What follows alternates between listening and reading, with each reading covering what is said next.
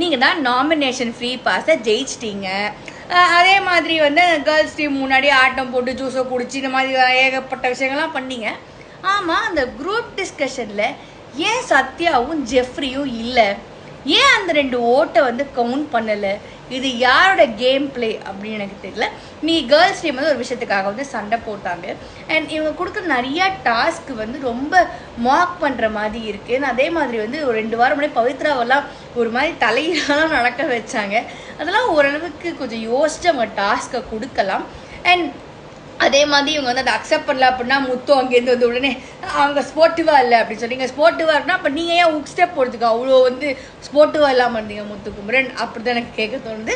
அதே மாதிரி worst performer வந்து இந்த வாட்டி பாவம் அந்த ராணுவ வந்து ஏதாவது ஒன்று பண்ணணும், எங்கேருந்தா பேசணுமா ட்ரை பண்ணுறாரு. ரஞ்சித்லாம் அவ்வளோ சேஃப் கேம் விளையாடுறாரு, எங்கே இருக்காருன்னு தெரிய மாட்டேங்குது. அவருக்கு விட்டுட்டு இந்த பையனுக்கு போய் கொடுத்து வச்சுருக்கீங்க. பாவங்க அந்த பையன் பண்ணுவா ட்ரை பண்ணுறாரு. அது மாதிரி சௌந்தர்யாவுக்கு ஜாக்லினுக்கு சாட்சனாவுக்கு ஒரு சண்டை வந்தது. அது அப்படியே கொஞ்சம் சரியாயிடுச்சு. சாட்சனா என்ன அரிசியை வேற எடுத்தாங்க கொடுத்துட்டாங்க. அப்புறம் கேர்ள்ஸ் டீமில் போய் ஒத்துக்கிட்டாங்க.